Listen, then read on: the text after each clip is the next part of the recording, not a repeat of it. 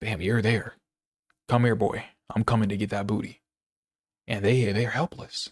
They're caught with their pants down to their ankles. Okay, what's up? I'm about to give you 5 tips for how to jungle better, and you might be asking, who are you to tell me who to jungle better? I'm a Obsidian-ish level player, quickly rising to Masters. Give me like a week. I'll be there. And then Deity, hey, who knows? But anyways, let's just get into the 5 tips for jungle. Okay, and for our first tip is going to be coming in. The most important thing, I think, in general in Smite is farm. And a lot of times you often see a lot more newer junglers focusing on either one or the other way too much than the other one. But if you had to pick one, I think farming is a lot better than over ganking. Because when you start over ganking, you're automatically going to put yourself behind as a jungler. And junglers already start from a lesser level. Usually you're about a level or half a level behind just because lanes are constantly getting farm. They don't have to worry about going to gank. They don't have to worry about rotations. So this is one thing to keep in mind as you're, jungling. You need to focus more on farm instead of ganking when you can. Now, I do agree there are situations where it is required for you to gank more. Like let's say you're 2 levels up. It's very beneficial for you to just start ganking because you're 99% of the time going to get a kill if you're 2 levels up, especially if you're on a very aggressive god like a Susano, a Hercules, characters like that are really initiators and want to get action early and not wait till late game, like some people like Aladdin, or Mercury, or your auto attack assassins once they come in. So that's step one of the tips. The second most important tip is going to be understanding your matchups. You see a lot of the time people don't understand their matchups and they'll think they have the advantage, but they don't. Like if you're a level 3 Aladdin, you don't have advantage over a level 3 Herc. Herc will beat you 9 times out of 10. And unless you really outplay them, which we're assuming that you're on the same skill level and you're trying to rise up. So just pay attention to your matchups and understand your matchups. And the only way you can do that is just by playing the game. You're not going to be able to look at a video to understand, okay, so Pele is actually better against Arachne in this situation, or Nemesis is better than a Willix in this situation. More so think about it as like broad terms when you're first starting out on, before you actually understand the depths of it. Like for someone like a Willish, she's very good against characters that don't want to be CC'd. Like Aladdin, he has 3 dashes or 2 dashes. So if you enter, you can interrupt him and cancel his dash. So Willix has the advantage in those fights and he can pull him off the wall. Same thing with Nemesis. Nemesis does not want to be CC'd when she's in her 3. So you use those advantages to gauge whether you have the better fight or not.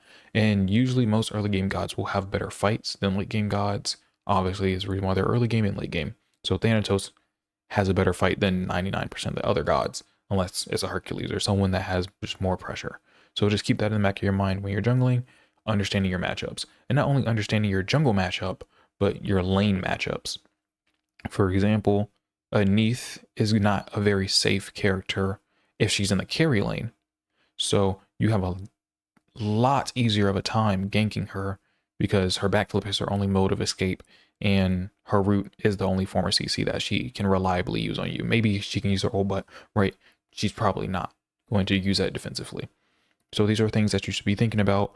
And not only that, what lanes people are in, because mid lane is a very hard lane to gank if the person has a dash. If the person has a dash, it's going to be a lot harder to gank them than if someone with a dash in the dual lane, because you have a lot more lane to cover with the dual lane to get back to your tower. And junglers often have more mobility than the rest of the cast, with some people not being immobile mages like Zeus.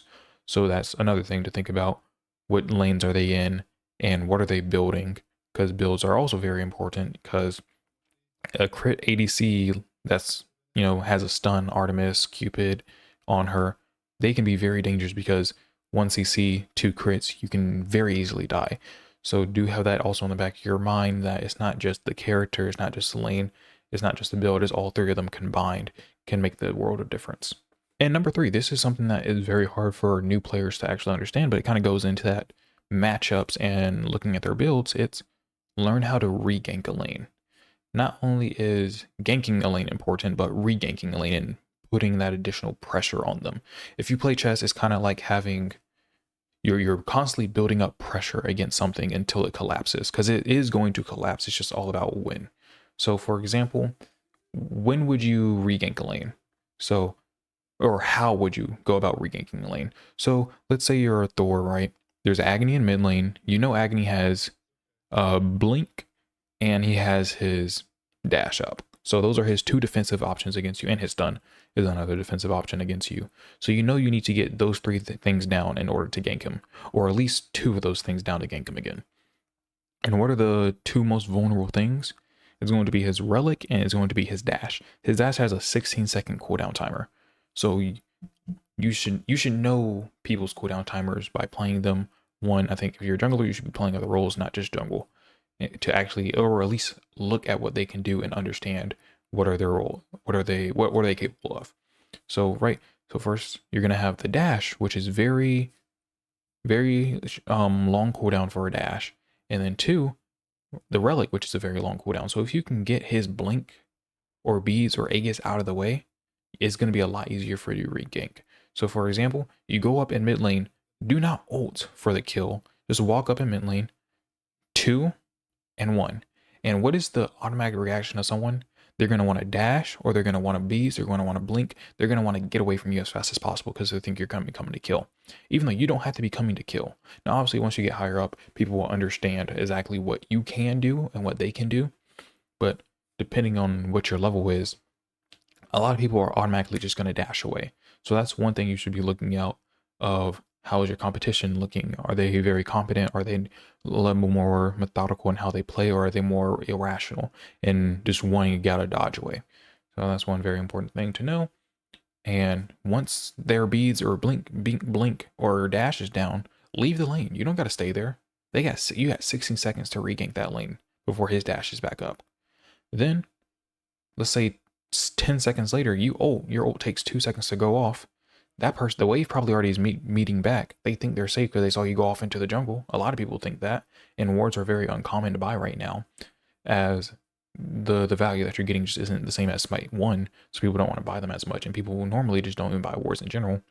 So you go back to gank, you ult them now, their dash is down, their blink is down, their stun might be down, right? Think about these things when you're reganking a lane. Number 4 is going to be late game positioning. I see a lot of junglers just want to get in there, want to fight, want to get in the mix of it. But a lot of times, as a jungler late game, you should be the last person in the fight. You want to wait for the Geb shield to come down. You want to wait for the Aegises and beats to come down. Because if you can do that properly, and you get a big Susana ult on a 2-man in their backline, you won the game. You won the team fight. You're going to get fire. You're going to push down their Phoenix. So just look for those opportunities to just be methodical. As a jungler, early game, I think you should be all about pacing. You want to outpace your enemy jungler, especially if you're early game jungler. You want to outpace them. You want to farm as fast as possible, and then you want to go gank lanes. You want to consistently build pressure. But as soon as that 20-minute mark hits, or as soon as you start getting back even with the carries and the mids and the soul laners and the supports, you want to slow your game down. You want to plan out. You want to pick off your targets like you're a true assassin. Like you're trying to poison the president, or you're trying to snipe the president, right? Think about it like that. Like you are trying to get their key members off. So how do you get to the key members? You wait. You sit in the bush. You wait for the tanks to pass and say, okay, guys, it's clear to come in. And then bam, you strike right as they think they're safe. Or you wait for the Geb shield to be down after your solo laner, who is typically going to engage for you, goes in, he beats them up, they Aegis, they blink, they dash. Bam, you're there. Come here, boy. I'm coming to get that booty. And they're helpless. They're caught with their pants down to their ankles. Lastly, I think the best way to improve your jungle play is use your microphone. Your microphone is the strongest weapon you have in Smite, I think, hands down.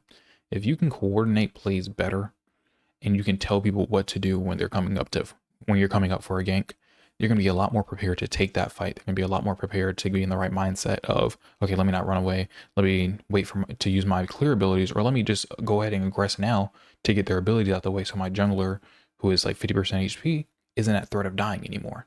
Or let me use my ult to bait out their ult. So now the Osiris can't jump away with his ult, the Bellona can't jump away with his ult, the Achilles can't ult away with his ult, right? Think about that kind of stuff when you're playing. what can I do to communicate how to gank this lane? Because, right, to me as a jungler, you're the shot caller of the team. When I was playing like minor comp, not comp, like little league comp, like you know, your little league basketball game or your little league baseball game. I think that's what it's actually is, little league baseball, right? You're the shot caller of the team when you're in those settings. It's either support or it's the jungle. Why? Because they're the roamers. They're the people that set the pace of the game. They're the people that know what is going on at all parts of the map. You have the most responsibility on your team. So you should be applying that to rank. Now, I'm not saying you got to do it every single time, but if you really want to improve, that is the fastest way I think you can improve, because you can only control your mechanics to such a degree. But that the comms, most people don't even use comms right now, so you automatically have an advantage over the enemy team if you're calming. Hey, I'm gonna gank here. Hey, be ready, I'm about to gank in 2 minutes. Or not 2 minutes, 2 minutes would be crazy time to say you're gonna gank. A lot can happen in 2 minutes, but I'm about to gank in 30 seconds after I do this buff. Oh, use your ult right now so their ult is down when I get there, or engage on them now so they take damage. So it's just like stuff like that.